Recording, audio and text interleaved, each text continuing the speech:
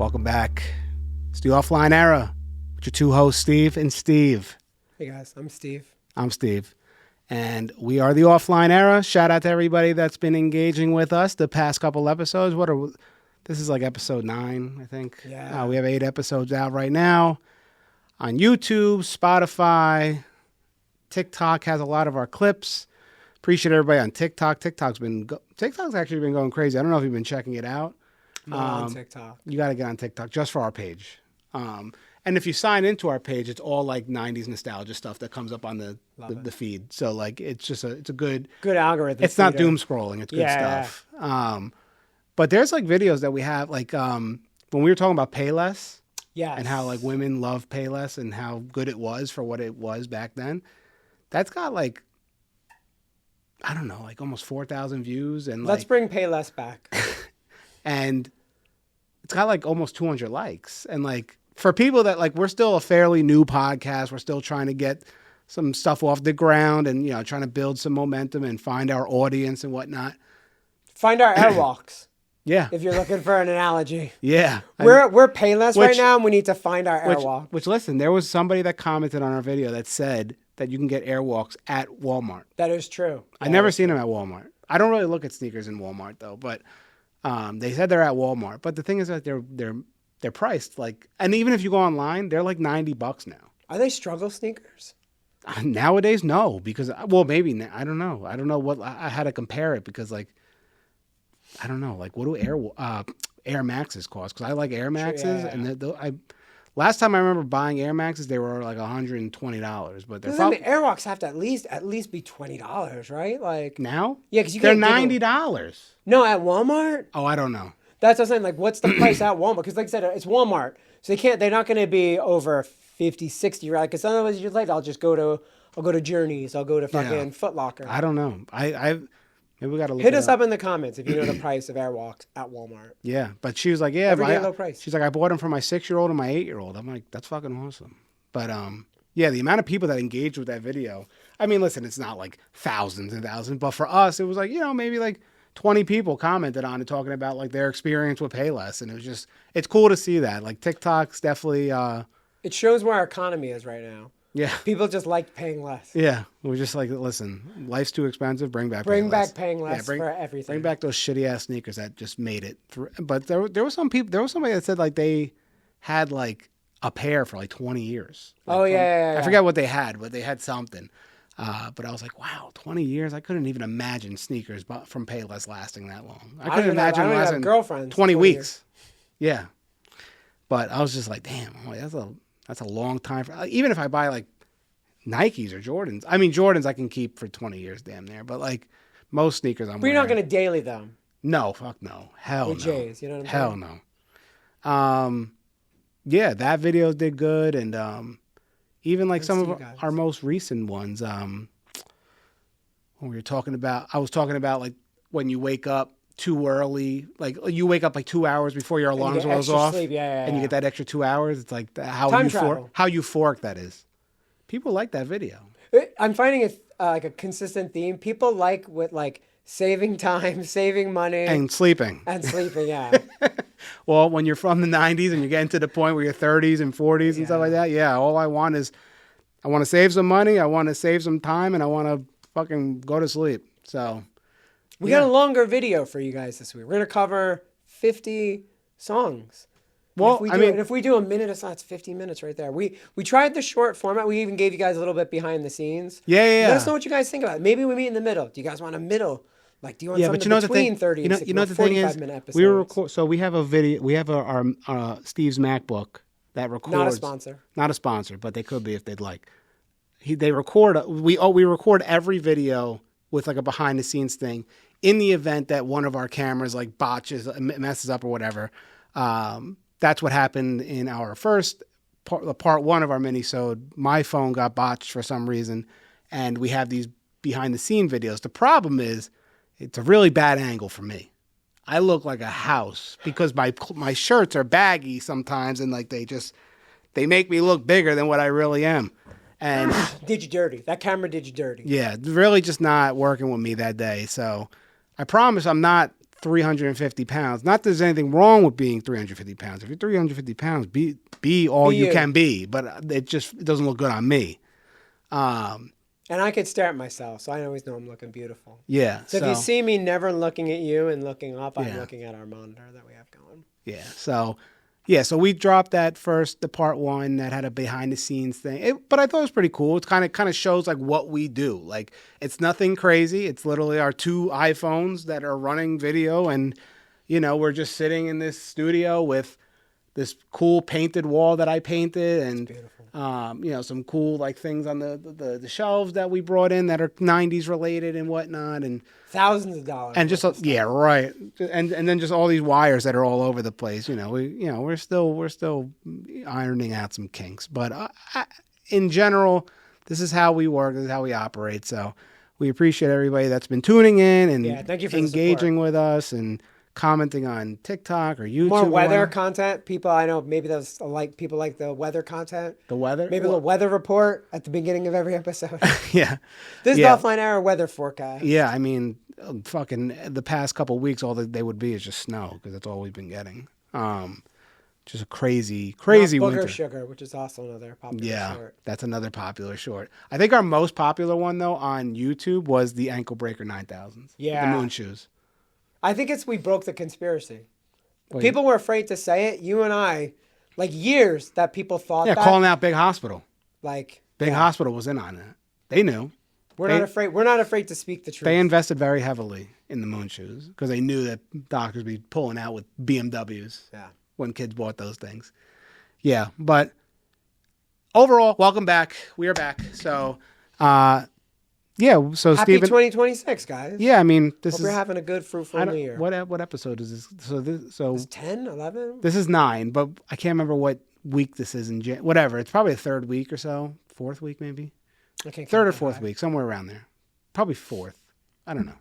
No, this will come out on February 2nd. Wow, we're already past January. Yeah. I mean, we're recording in January right now, but this is coming out February 2nd. Wow. Holy shit. It's almost the end of the year already. Okay, well. It's almost time for Christmas. Well, hope you guys had a good first month of 2026. And with that. You made it. You made it. And what Steve and I decided to do, and it was a little bit of my idea only because I got the idea from another podcast. Wow, a little joke stealer over here. Yeah. Little Carlos Mencia. But no, not that bad. Dane Cook. But what we decided to do, so they did 20 year anniversary of songs that are turning 20 in 2026. So songs that came out in 2006. Math. So, yeah. So Steve and I were like, that's a cool idea, but let's do 30 years because obviously we're a 90s podcast. 80s. What's better than 8-minute abs is 7-minute abs. What's better than 20 year? Songs like 30 year. And I mean, until the other podcast does 40 years, then we're fucked. Yeah, well, what's going to happen is when it's 2036, we're just going to have to revisit this. We should do songs from 1906. Just a lot of Beethoven and I was going to say Sinatra. It's not Sinatra. I was thinking of Moonlight Sonata. Moonlight Sinatra. That's a Moonlight next Sinatra. album. Yeah. Huh? That'll be our next album. Yeah, it should be. If I even record music anymore. But so we have a top 50 list of songs from the top, they're not all top 100, they're not a specific order, but they're in an order. Top 50 from 1996. So what I'm going to do, I have the list here. I'm going to let Steve just pick numbers. We're not going to go from 50 to 1. Just going to pick numbers and we'll kind of just eyeball the time. And I didn't bring up my timer. It's all right. It's all right. I mean, if you it, fuck it, we'll do it live. I mean, I got the time right here. Okay. So, once we start realizing, okay, we're at the 50-minute mark, we'll just start firing off a couple. We don't end it. I don't care if it's 3 hours. Oh wow! This is gonna be our longest episode. Strap in, folks. Yeah, this is a 24-hour live stream. Get your popcorn. All right, so in your shine box. So Steve, off the top of your head, you were in your prime years, 1996. 6'7"? That was me. I was 6'7" around that time. So 69 for me then. What? 68 plus or minus 1 is funny. So 69 was the joke of my era. So we'll go with 69. I don't get what you're talking about. The number. What about it? I thought we're doing 1 through 50, and I picked 69. No, I'm saying you were in your prime years in 96. So yeah. like off the top of your head, can you already think of songs from Oh 96? yeah, a whole bunch. Yeah, Like, I was a freshman in high school. So what's the first song that comes to your mind in 96? Like being in, what were you, high school? Yeah, I was a freshman in high school. So I'm really bad with music comes out what years, but like, do you remember like going to I remember the scene though. I mean, obviously knew like the hip hop scene. But do you remember like a song that you like were in high school and you're like, oh, the Cat Dog theme song. From all those episodes, I can never forget. I mean, that was probably when Cat Dog was coming out. Like I said, I'm really bad with specific years. I mean, I probably have some memories. Like I know of high school, like Third Eye Blind and stuff came out like 98, 99-ish. Yeah, that's a little bit as after. a freshman in middle school, probably like some. I remember like some like Tupac was freshman pretty big high back school, then. right? Yeah, freshman in high school. Yeah, You said yeah. middle school. Oh, sorry.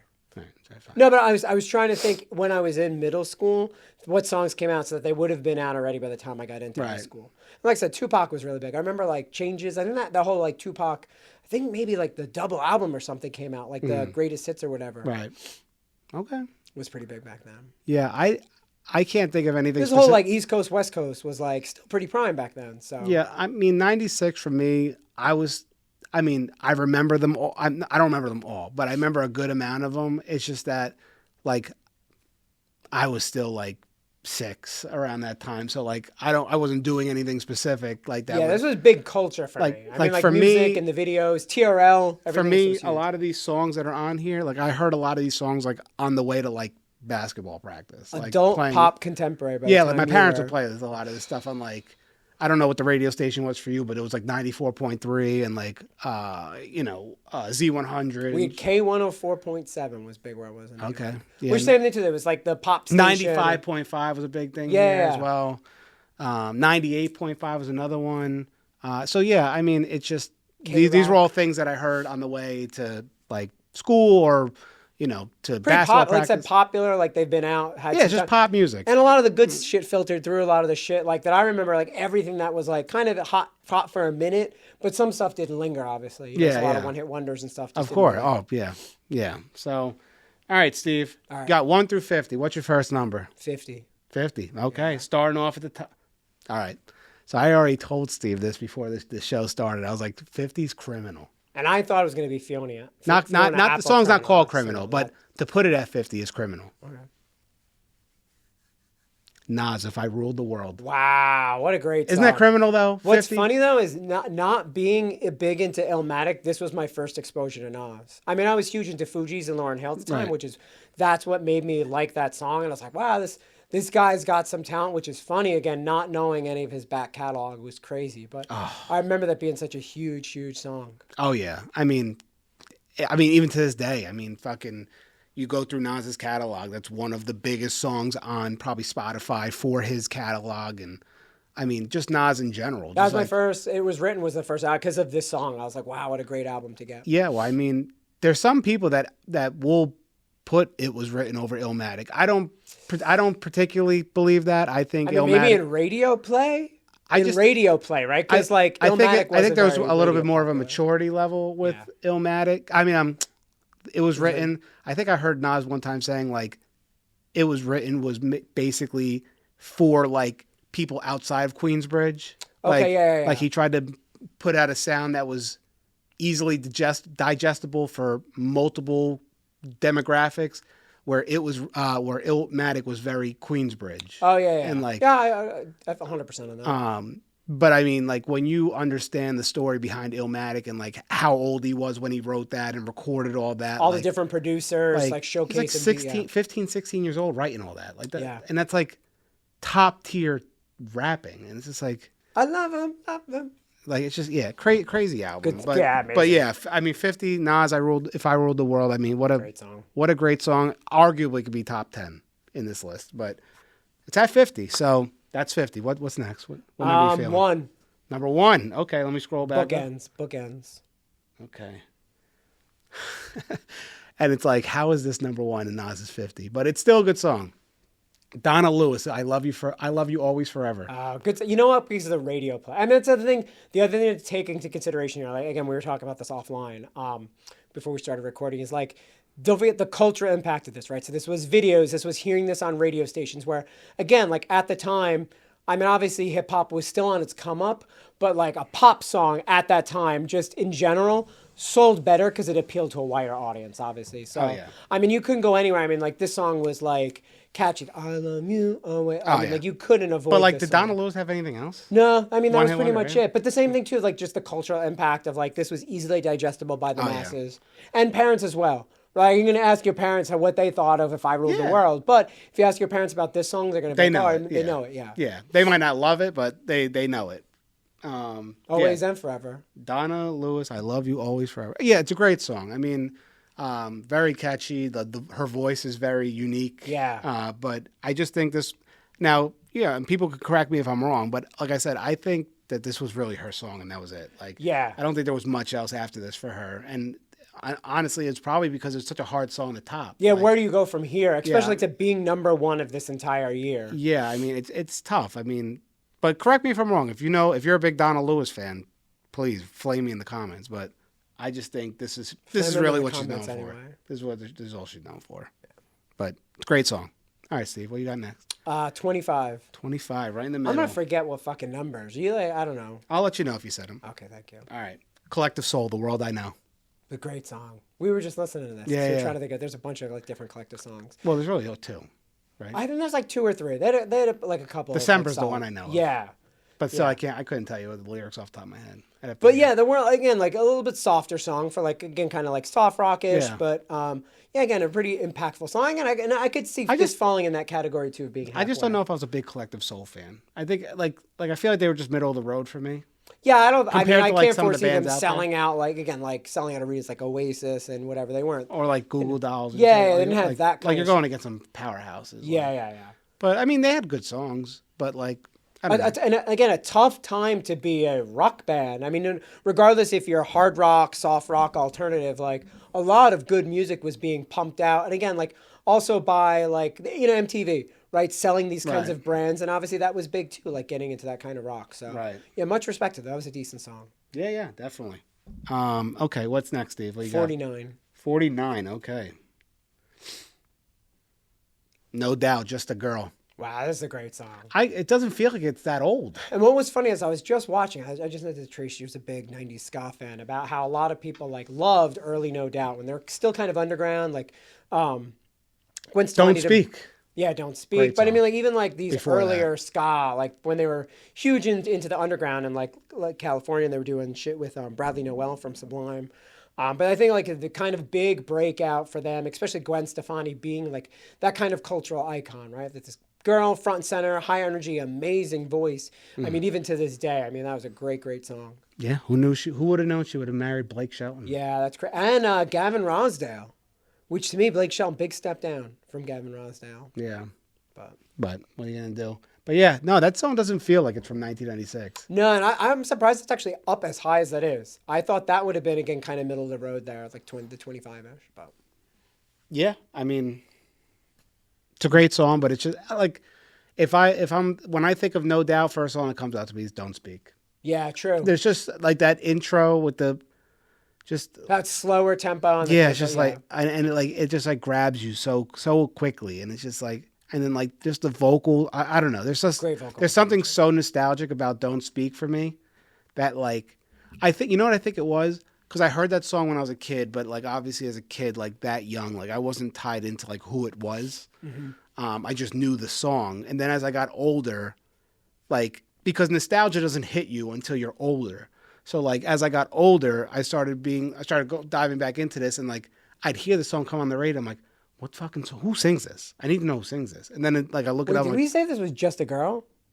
What this song? is just the Just a number Girl. 49 Yeah, is just a girl. But I'm speaking about Don't Speak. Yeah. But like, I'm like, who is this? And then I look it up. I'm like, oh, it's fucking No Doubt. I didn't know that was Gwen Stefani and shit like that. Like, and then like I'm like, all right, this song's Don't Speak. And then I'm like watching the video. I'm like, holy shit! Like this is like sending me back to a time portal of when the song first came out. It's just like Don't Speak to Me has like a chokehold on me, but like Just That's a Girl, kind of like live lightning crashes, right? Where a lot of people know live because of how powerful in it, but they had so many like other like such hard rock songs where it's like, wow, to hear this side of this, like I said, sensitive side, really good vocals. I mean, not to say that other songs don't, Right. but like really prime. A lot of people just know, no doubt, like I said, for that specific song. So I think it kind of shows the range that they have as a band. Well, it's funny because like it's just funny how people like the first song people think of when they hear a certain artist's name, depending on what age bracket you're in, it could be a completely different song. Yeah, like, true, yeah. Like I talked to Jenny about it, about Mary J. Blige. So like, for example, when you think of Mary J. Blige, what's the first song you think of? Is it like Real Love?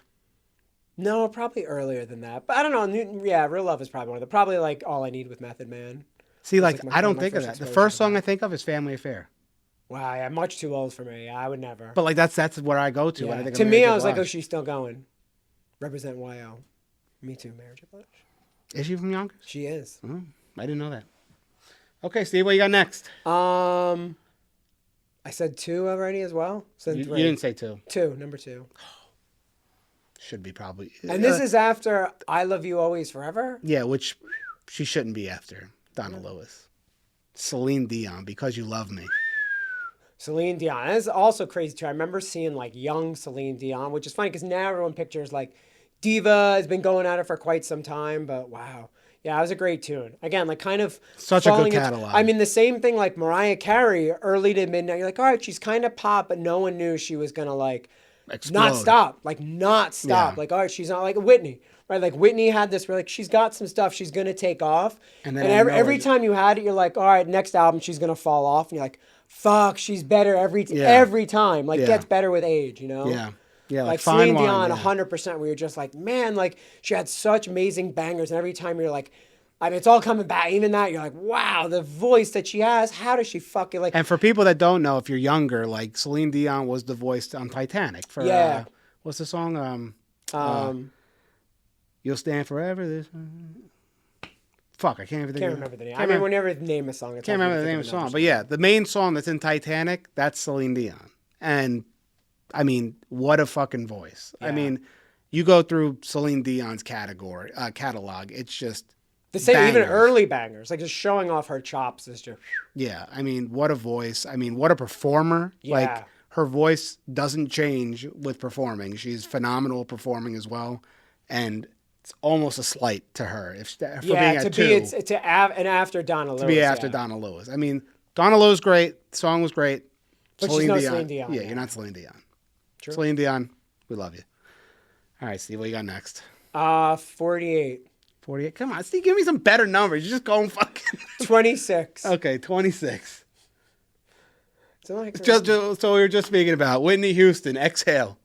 Great song. The same thing too. Like that's also like and this was obviously I think this is a title track from Exhale, right? There was like Waiting to Exhale. Yeah, Waiting to Exhale. Exhale, yeah. So it's another one like. And then in parentheses it says Shoop Shoop. Oh yeah, the Shoop Shoop. Yeah, I mean what a great. The same thing too. Like Whitney Houston had one of those like. Phenomenal. Again, so there's like those pop hits. Then she had the ballads. Then she had the club hits. Like the same thing too. Just can't do wrong. Yeah. Can't do wrong. And like a whole album. But. You listen to the whole album, you're like, wow, a different range of sounds of just her voice as an instrument. And then, unfortunately, the passing of her, like...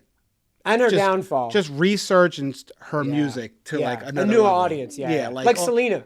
Selena has that. Like, every couple of years, people are just like, wow. Like, as soon as you give it a listen, you're like, all right, I get what the hype was. It's like, And this wasn't hype. You're like, this is pure vocal. Again, like, her voice is an instrument. Like, absolutely incredible. Yeah, I mean... Between people like Whitney Houston, Celine Dion, and like Mariah Carey, and like Mariah Carey, like to hear the range that these women have is just like beyond. And ballads to pop to some of them dipped into hip hop.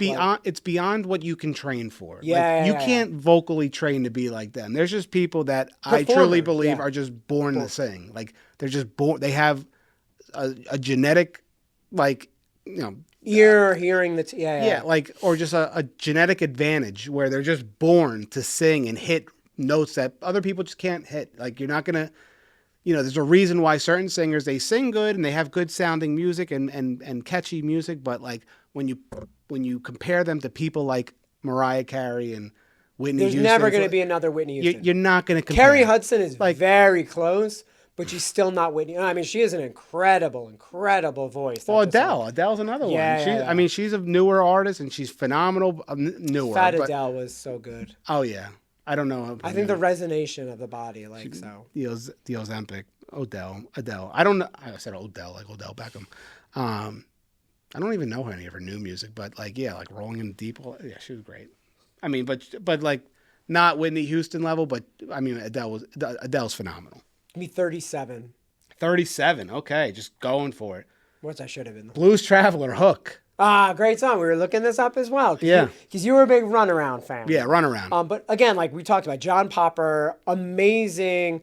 I mean, like people think who are good harmonica players. Like Bob Dylan always had a harmonica. John Popper, amazing. I think, and that was the running joke too, is because obviously harmonicas have different keys. He wore like a bandolier, like Chewbacca, so he could pull out the different keys of the harmonica. Right. But I mean, like that dude's voice and his chops and their sound was so incredible. But like, again, like Hook has that very fast, obviously like hook in it, that's in it. But I mean, but I just think Runaround's so much better. More popular, yeah. Maybe a different year, obviously, probably why it's not. Unless I don't. Runaround's probably after '96. I'd probably say it's probably like '90. I think they're on the same album. I think that one that has like the cat on the front with the green cover. But I'm surprised that Runaround's not on this list.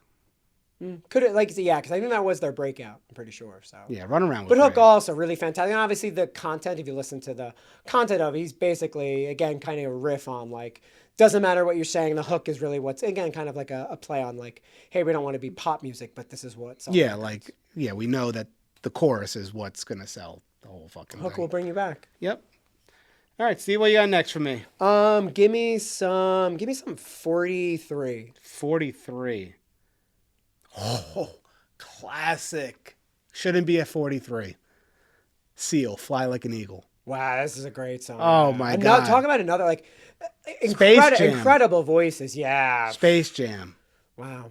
Another classic from the 90s. But this was obviously a Steve Miller Band cover, which again, very hard and untouchable. Steve Miller Band, Fly Like an Eagle. I mean, great. I mean, I'm not going to say it's like, maybe it is. Maybe one of the most, besides like Joker, one of the most popular Steve Miller Band songs. Like, so to hear someone cover it, put a spin on it, but I mean, still another person where like, talk about transcending. Guy can't miss. Miss. I mean, it's like name 10 bad Seal songs. I'm sure he's got some deep cuts on his albums. Right. But I mean, the voice, I mean, absolutely so full. Like I said, just taking songs, and especially for an album like that with Space Jam, like you don't expect to hear this kind of like ballady and cover. I think Space Jam is what really pushed it into that mainstream. Another stratosphere. Yeah.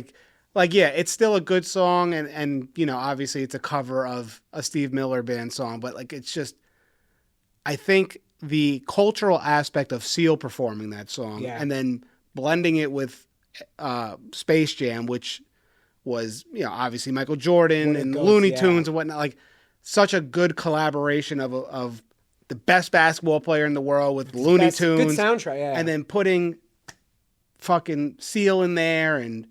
What's it called? Also, R. Kelly was in there. I Believe I Can Fly. Like, hey man, separate the art from the artist. No.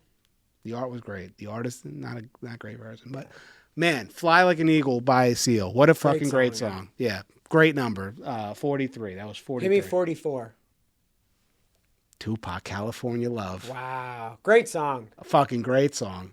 Which is really ironic coming from an East Coaster, right? But he is from the East Coast. Yeah, that's what I'm saying. So a very ironic song coming from, which again is like really funny about how like Jay-Z. Wait, you're saying it very, very, very ironic that he wrote California Love, like saying I have love. Like it's not like Biggie said I'm going back to Cali. I'm not from that. It's not my home. I represent. I like it. Which the same as like Snoop Dogg and the Dogg Pound do in New York, right? Like all right, I appreciate this thing that's not mine, but he's more of like. I'm here, this is my coast now, which is very funny. A lot of people, again, I would imagine if you asked any of the younger kids born after 2000, where's Tupac from? I would think a lot of them assume California. He's from West Coast because of like people like Thug Life, Compton, California West Love. Coast, Just like, and he just shouted out have West known. Coast. Yeah. I mean, knowing that Harlem. second life that he really had coming to, I mean, Suge Knight, props to him, like getting talent like that to come over. I mean, which was a huge deal. Again, especially a whole East Coast, West Coast, right? And the same thing too. Like even when it's East Coast, West Coast, well, it's a fucking East Coaster representing all of the West Coast. I mean, like now he's kind of like the Kendrick where you're like, all right, these are West Coast rappers who were just like, man, this guy represented this kind of the same thug life mentality, but to put out California Love, have Dre, have I think Roger Trout was on that hook that was on that. But I mean, what a great anthem. A lot of people say a West Coast anthem. Yeah, for people from California, like that's probably back then, like that was like, you know, what they identified with. I mean, it's there's like like people feel that kind of like, oh, Wu-Tang is, they mean New York. I'm from Staten, like they represent, like it's people like, all right, this guy represents. Not Hypnotize, Juicy by Biggie Smalls. Like you can't separate that from, I mean, To Live and Die in LA, like it's so many hits where it's just like, I'm here, this is my life now, but I'm living this lifestyle, which again, and I mean, you're performing with Dr. Dre. I mean, literally like the king of like West Coast sound. The whole Mad Max vibe of the video too, fucking incredible. Yeah, but it was they were a powerhouse back then. Like, the West Coast was taking a lot of shit over back then, and like with the whole gangster rap vibe, and like the East Coast was kind of losing for a little bit. Yeah, I mean, it's crazy. Like, so, like, again, separating art from artists, like, Diddy and them had their come up, like Wu-Tang, like Mobb Deep. It was such a grimy, again, which you get. Like, it's cold in New York and you need to wear Timberlands and puffy North Faces, but you're on the West Coast. Like, this is a different life. It's not safe here.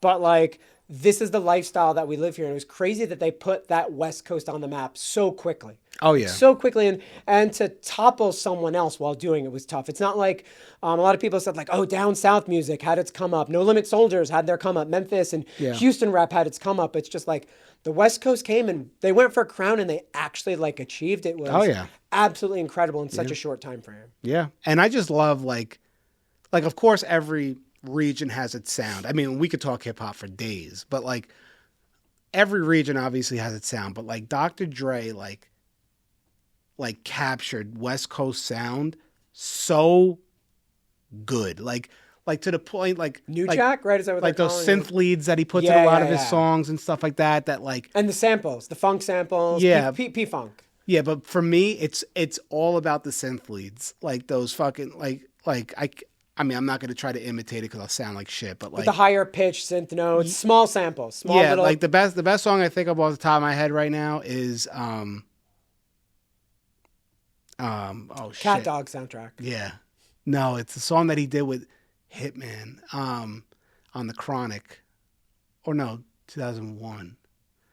Fuck, I can't remember. Oh, light. Is it like Light Years? Light speed. Possibly. Lightspeed, yeah. Fucking the synth leads in that song. You remember the song Gang? I remember this the TV show Gangland. Yeah. That's what the fucking song sounds like when it hits those synth leads. But like, it reminds me. G-Thing. I'm a huge G-Thing fan. Yeah. I mean, even just like, I mean, it just reminds me of like watching those videos of like just lowriders bouncing on hydraulic. Like, but it puts you in that. It puts you in like that you listen mood. to you listen to Dr. Dre music, any beats produced by him, and you feel like you're on the West Coast. Yeah, it's true. Like, you feel like you're part of the West Coast now. And it's just like, Dr. Dre did that. Yeah. And I'm sure there's other producers that you know, contributed to the culture. Which is funny. I mean, like, you see, like, Too Short, but like I said, Too Short in Bay Area also had its own distinct sound that capitalized. I mean, you go over to that area and, like, Too Very Short and E40. And you're like, this sound that they had, for almost like the Miami sound, right? Like, Dr. Dre, like said, like you just can't disassociate now after the fact of like this G-funk sound where you're like, wow, this is a Dre. And again, and then you got not East overly. I mean, even like not like Scott Storch where you're like, oh, it's overly complex piano. It's like these are 3 or 4, even like G-Thing. Like these are 5 notes that anyone hums and you're like, oh, I know where that's from. Like that beat with a little drum. But the simplistic sound is just, but they did it so well. And like then you got East Coast with like DJ Premier and like Pete Rock and CL Smooth and like Jay Dilla and like just capturing like a New York sound and East Coast sound, just crazy like seeing that. But okay, we went way too far off with that. I mean, like I said, we could literally talk hip hop for days. Then give me another number. Give me 20.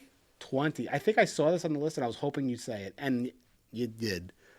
Jim Blossom's "Follow You Down." Wow, this is good. I mean, not my favorite Jim Blossom songs, but I love Jim Blossom. Yeah.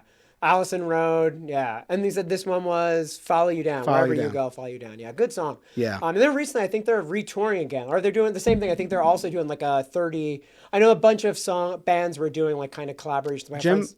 Gin Blossoms to me was one of those bands that I knew all the songs they had, but I didn't know who the band was because Gin Blossoms to me kind of like easily like they weren't like to me and this is just me being 6, 7 around that time, 6, 7. I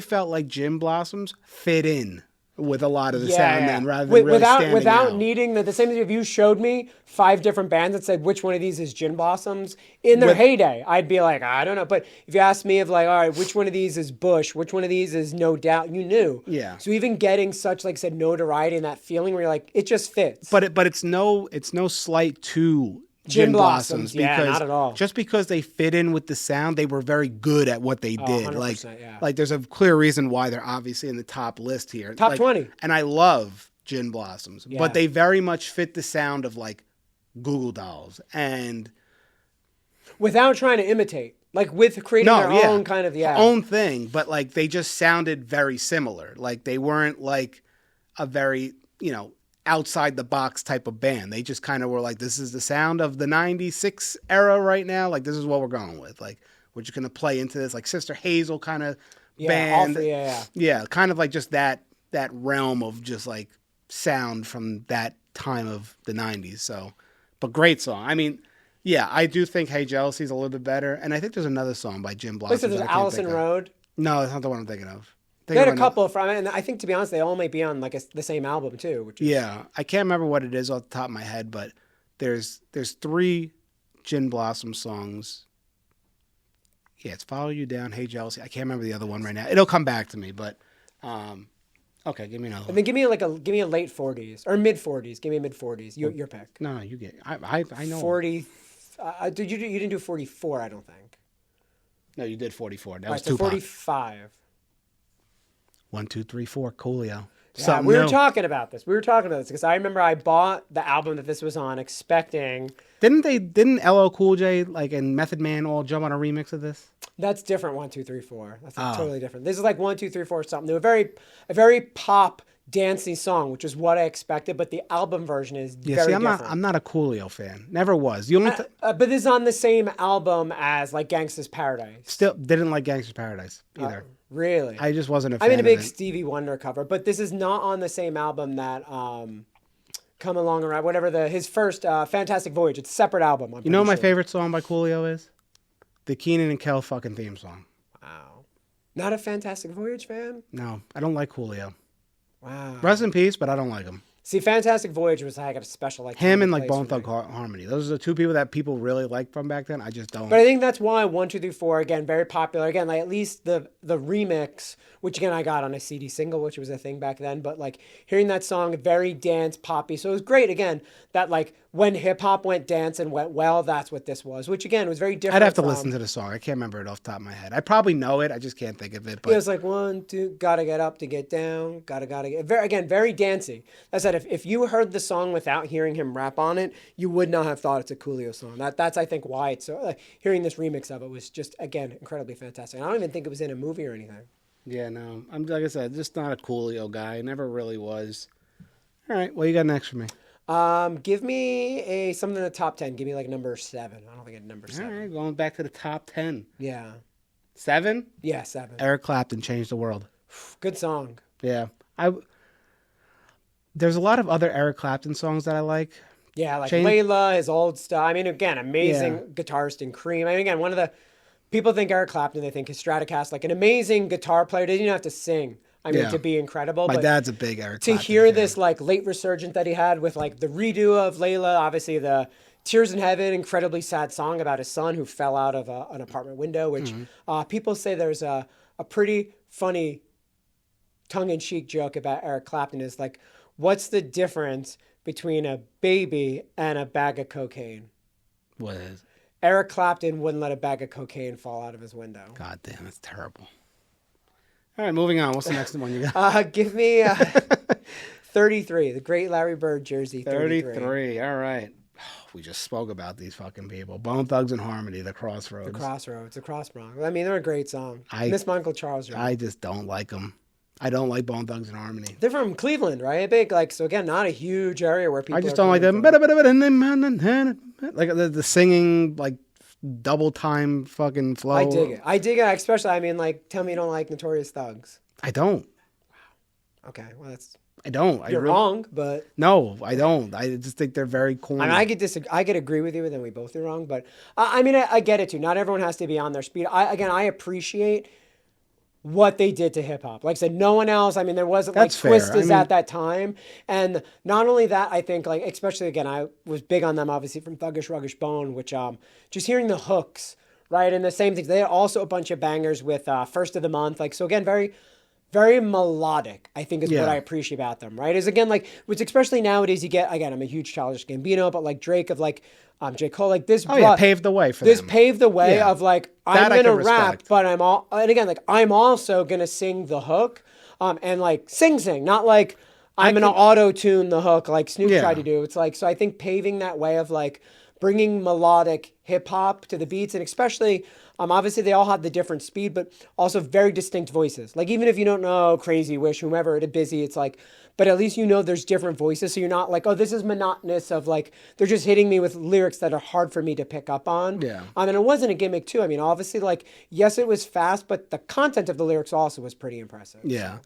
Yeah, I mean, I could respect what they did. Does it like a respect rather than you don't have to be like, oh, I love this type of hip hop. They're just not my thing. Like I feel like I do enjoy certain melodic hip hop, but it's just like I feel like they were so like somebody has to be the one to start it, and 9 times out of 10 the people that start it aren't the most polished version of it. And that's how I kind of feel about them. For me personally, I almost felt to that same extent.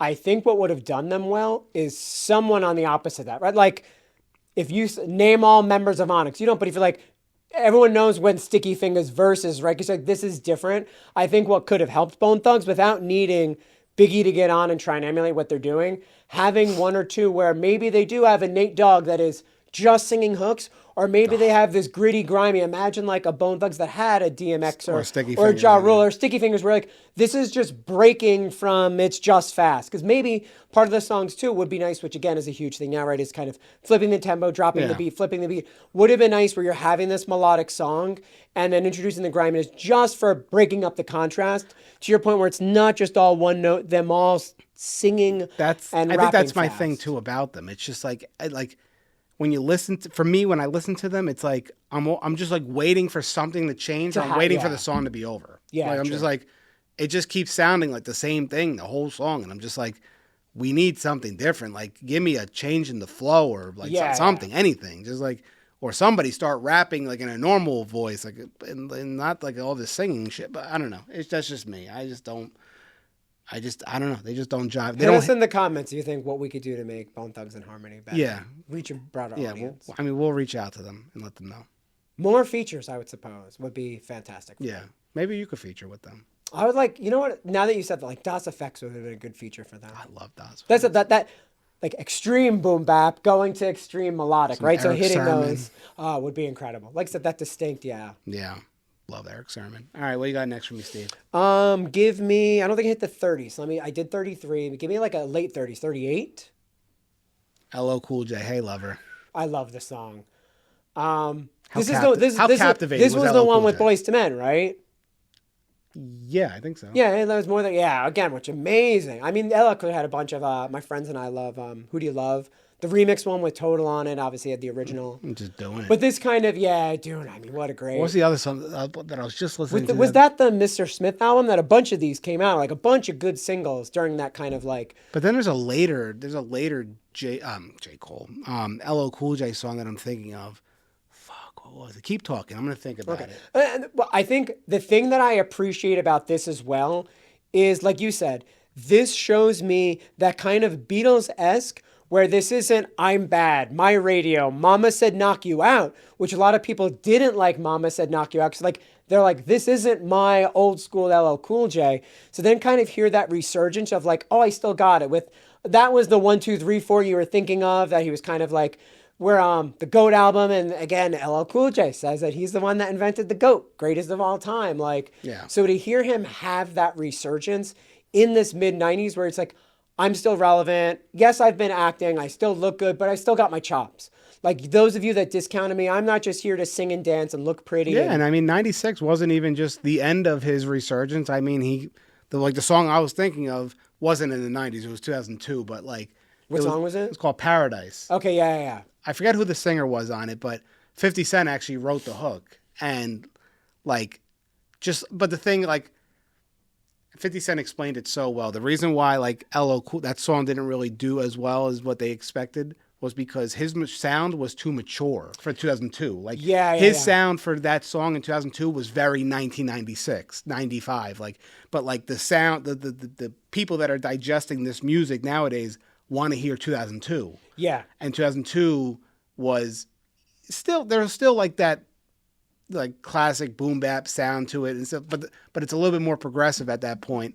And I think LL Cool J was just sticking to what he knows or whatever. I mean, it's still a phenomenal song, but like, I mean, Hey Lover, I like what's funny is I had the CD single and I think it's funny because I think like I heard the instrumental and I was like, they knew they were playing with fire because I think there's the instrumental version of it, obviously, but it still has the Boyz II Men singing. And I'm just like, what an incredibly, like we were talking about the juxtaposition, right? Like of LL Cool J's ultra smooth delivery. I mean, not like a Big Daddy Kane, not like a Rakim, but like he does have that smooth, not percussive delivery. Yeah. To hear it over the Boyz II Men, it was just layering in like the swagger. The swagger, but not the I'm bad, I'm in your face, I'm going to beat you up swagger of just like, I get it back in the cut. We kind of got almost, I think you and I were talking about, it's like, you know how we do it. Ice Cube kind of has like, you can't listen to that song and not kind of bob your head and be like, I feel like I'm taking indica right now. This Hey Lover had that same kind of East Coast where like, East Coast can be chill too, you know, having the Philly Boyz II Men in there. We're just like, you can't not hear that song and be like, all right, this is putting me in I mean, this isn't grimy, New York, Busta Rhymes, you know, Wu-Tang. This is, I could sit and relax. I'm going to hit you with these lines and I'm going to be smooth and I'm into the ladies and just hearing the hooks of having that Boyz II Men, like so that juxtaposition, I think is really what makes that song pop. You said, you know how we do it. That's another song that just throws me into the West Coast. Like, I feel like I'm just like chilling with Ice Cube when I'm right. You feel like you're riding in the back of the lowrider. And then that's like every time I hear Hey Lover, I just hear like, I'm in the back of this Jeep. I hear the song. My eyes are closed. The wind is, and you're just like, what a relaxing song where guys like spitting game over these incredible fucking hooks. I feel like I'm riding around in an MPV. And the only reason I'm calling it an MPV is because they called it MPV. I will just tell you, don't go in the back of LL Cool J's Jeep. So you don't want to go in the back seats. No. Ride shotgun if you have to. No, because I don't know what happened. For people in his back Cadillac, wipe those seats down. Yeah, I don't know what happened back there. Episode or whatever. Bonus question. What's LL Cool J stand for? Ladies love Cool James. Yeah, there you go. For people that didn't know, that's what it is. I actually heard people that are like our age, maybe a little bit younger, but they're probably my age more so. But like the one guy had no idea what LL stood for. And I'm just like, come on. All right, see, what you got for me? Hit me back into Say 19. 19. Jewel, who will save your soul? Wow, another great. How good is fucking Jewel? I mean, the same thing. I mean, what a fucking. So there's a great YouTube clip where I think they call it smurfing, where like you going in and smurfing, they do a lot of like where people who are great at something pretend to be really bad. So they have a lot of like basketball players that will do street ball that they pretend they're an old man. So So she goes and she's supposed to be a temp at this job and she's like the office lady at the front desk. And we're doing karaoke tonight. And she sings her own song. And of course, like you hear her voice, and you're like the song, like the voice. Is she joking or she's actually singing? No, she's actually singing, but she has like a fake nose on, so people don't know. But like her. She's singing like. But Jewel. She's singing like herself. So a lot of people are like, oh, did you hear the new temp is going to sing this Jewel song? Like, I wonder how this is going to go. And it's just like to hear these songs. I mean, who will save her? I mean, like just. I'm the same thing too. If you hear like the acapella, I mean, obviously YouTube has a lot of those like vocal only, where like it literally fucking moves you. How intense, like just hearing her voice where you're just like, man. Because there's a lot of emotion in her voice. Like that and like You Were Meant for Me. Like, what a great song. Yeah, it's just like, it's like chef's kiss music. Like, it's just like. Hits your soul anytime you hear it. Like, and you know what the thing is, like they have remastered versions of her, like 2015 and stuff like that.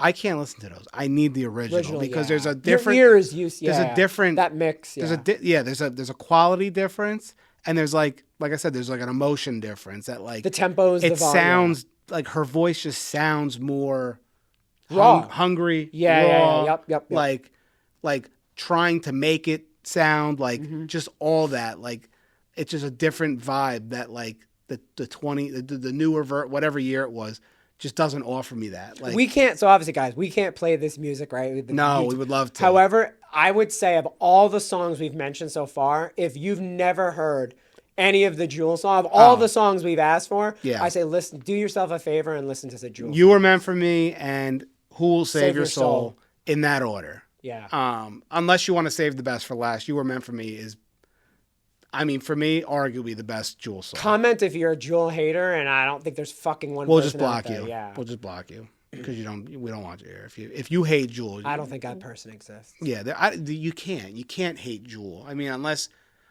you were like supposed to be a superstar and Jewel took your spot or something like that. That's the only way you could hate her. But like, unless you were the Office person that was supposed to go karaoke, or you went after her. Oh yeah. Yeah, then I'd be like, yeah, you know what, fuck you, asshole. But yeah, and those are unskippable songs. No, that's a play song. The whole song. You're in the car and Crying. you got to get out and go somewhere. You wait till the song ends before you get out of the fucking car. Or if you want your friends to hear it, I got to replay it from the beginning. Yeah, start from the beginning. They get Wait in till you get out, and then once you walk in, that's when the verse is starting. Did we say Foolish Games as well? No, we said You Were Meant for Foolish Games. Even we said You Were Meant for Me. Who Will Save Your Soul? We didn't even mention Foolish Games. No, we didn't. But again, another fucking banger. Yeah. Do yourself. Listen to Jewel. Yeah, just do it. We never tell you to move away from it. Pause this video, watch Jewel, and come back and watch the rest of this video. And I think she performed.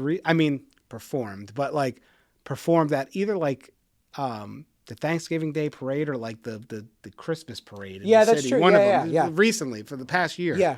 A couple months ago. Still got it. Yeah, it was just great to see her. I mean, and like she just reminds me of like, now I could be wrong because I don't know her from a hole in the wall. Maybe she's a huge bitch. Everyone hating now. Yeah, that's what I'm saying. Like, I can't imagine that. No, but like, she just seems like such a nice person. Like her music just seems nice. Like she seems nice. Like it's just like if you're dying, wholesome. If you're dying and they go, I know you're dying right now. You only got a couple minutes left. Here's some Jewel. You'd be like, okay. Yeah, I can go out to this. I can go. Yeah, it's worth it. Either that or Sarah McLachlan. Let me die as soon as it's over. As soon as the song's done. Yeah, let me just I can't. Just don't let me skip it. Yeah, let me hear the end. Make sure my heart doesn't skip. Yeah. Just give me a couple. Great songs. All right, what you got for me, Steve? All right, we got like we're on like the 50-minute mark. So what you want me to just start rattling off a couple ones that are good on here? Yeah, hit me with some good ones. All right. So all right. So Don't know it. Number 4, everything but the girl. Missing. Yeah, great song. Great song. Phenomenal. Great like techno song back Which then. was like we were talking about that too. Like what was the Feel So Good? Yeah. Again, same thing too. Like a really great like EDM or of Feels that. Good. Yeah, Feels So Good. Yeah, it was again amazing like EDM of that era. Yeah. It's no Darude Sandstorm. I mean, number 5, Google Doll's Name. Oh, amazing. I mean, Google Doll's incredible. Anything Buffalo Google Band, Dolls. yeah, incredible. Yeah, anything great. Anything they do. There's a lot of Alanis Morissette on here as well. What's the top one that's on there? Obviously, is it at 96? You ought to know. Top one? No, from Alanis. Yeah, what's her Morissette? highest number? Yeah. Her Because highest these number like jagged 6. little pill songs. Yeah. You Learn.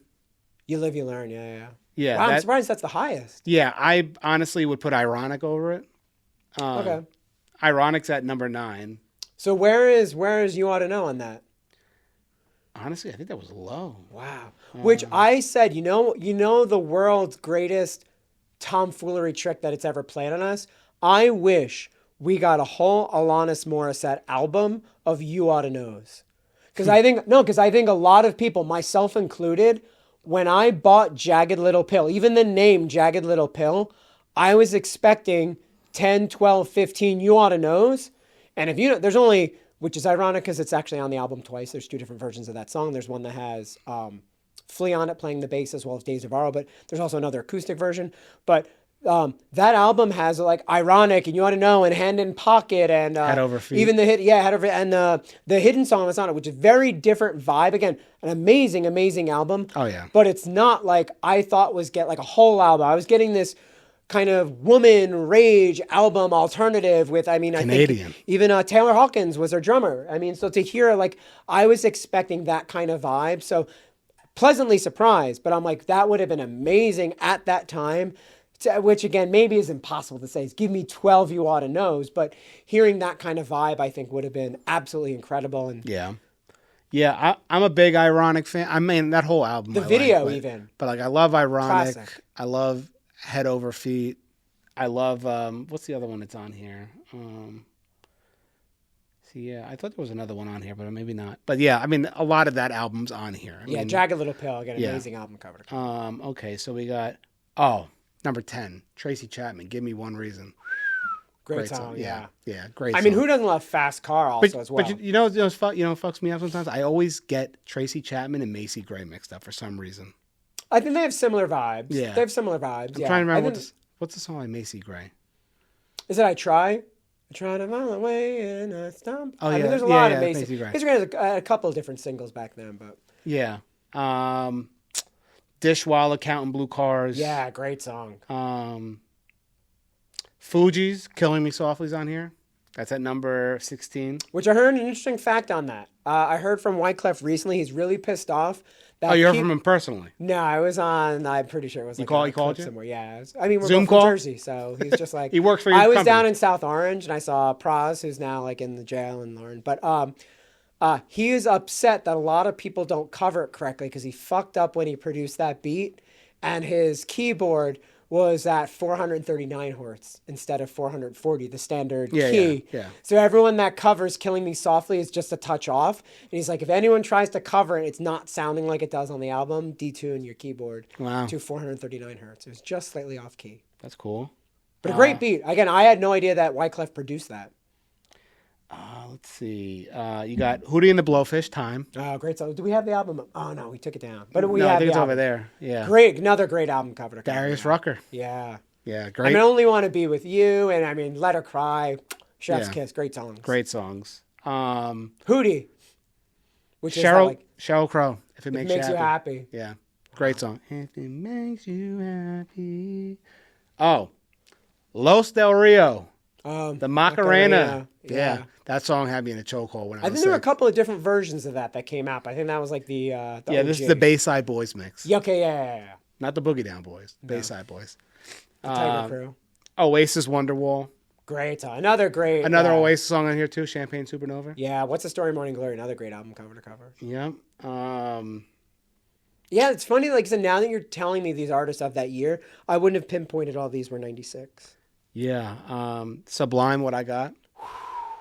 Another great album, Sublime, that like self-titled album. Again, not their first. Oh, well, another one we spoke about, Joan Osborne, One of Us. What If God Was One of Us? Yeah. What If God Smoked Cannabis? Oh.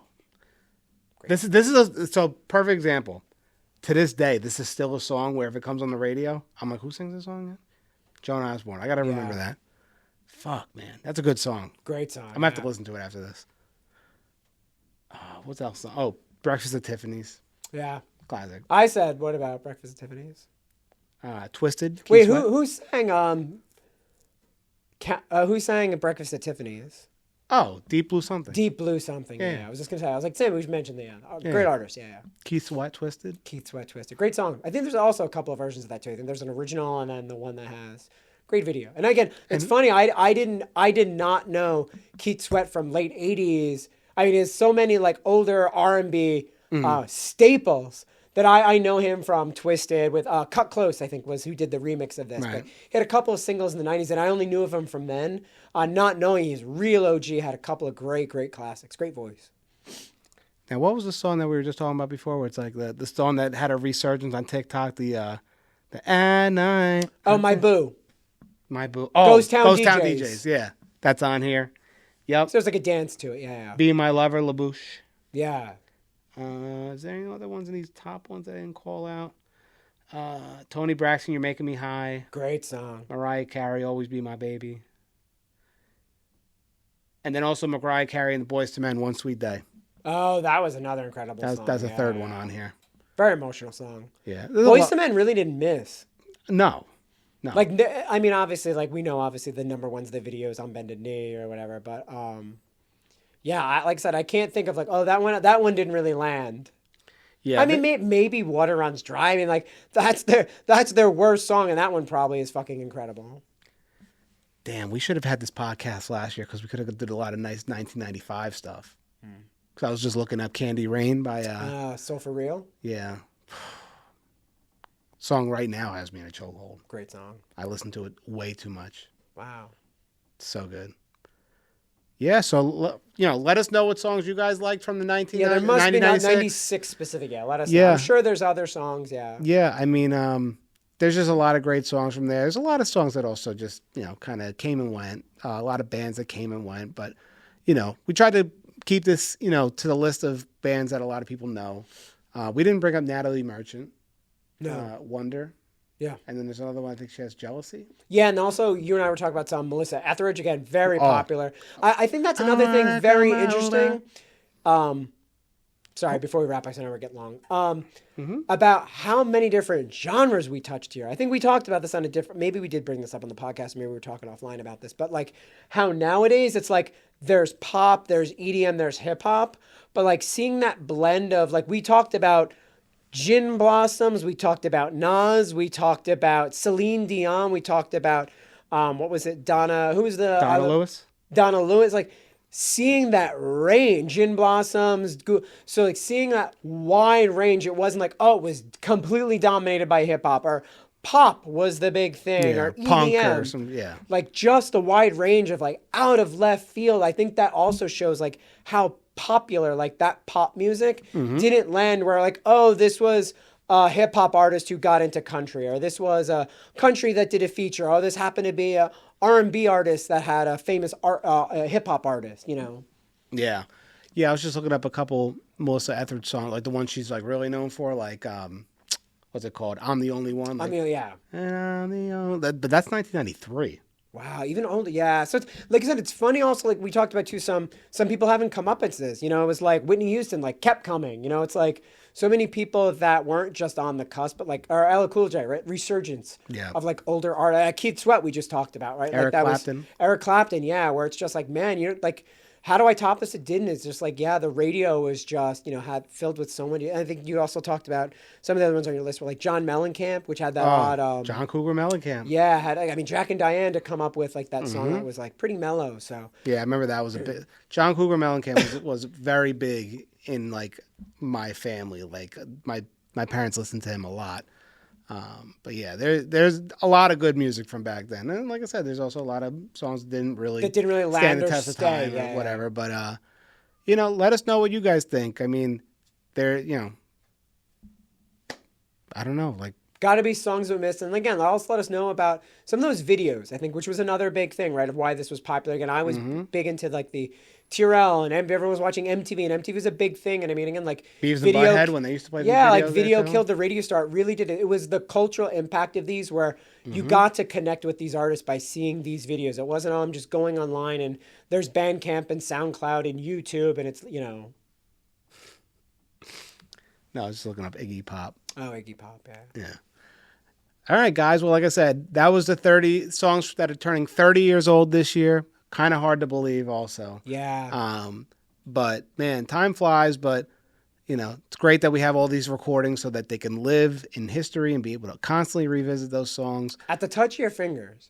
Yeah. So if you told me but that's what's crazy. If you told me in 1996 that I'll be able to just fucking, I mean, how much money I spent on, I was telling CD singles, then cassettes. Even my parents went from 8 tracks to LPs to 8 tracks to. You mean in 2026 I won't even need a CD anymore? I can crazy. just listen to this on some app called Spotify, and for free. With ads, admittedly, but I mean, like literally every album out for like. I mean, again, how many $16 I spent on a CD that had 2 songs that you wanted to listen to. That was it. But now it's like having that commercialization is just incredible. Like I said, that people can relive some of this. The same thing you said, listen to some of these songs for free. It's not like back then, I'll go to see if it comes on the radio and try to record, or buy, $10, $12, $15 on a cassette, or almost $16, $18 on a CD. Like that was a lot of money. Like I said, most of the songs you didn't even want to listen to. Yeah. You just bought it for the songs you saw on TV. On MTV or whatever. So let us know what you guys think in the comments. For hanging, Appreciate you guys. Let us, like I said, Steve said, like I said, like whatever, what one of the Steves said. Let us know what your favorite song was from the 1990s, or 1996. And we'll be back next time. Catch you on the next one, guys. Love you guys. Later.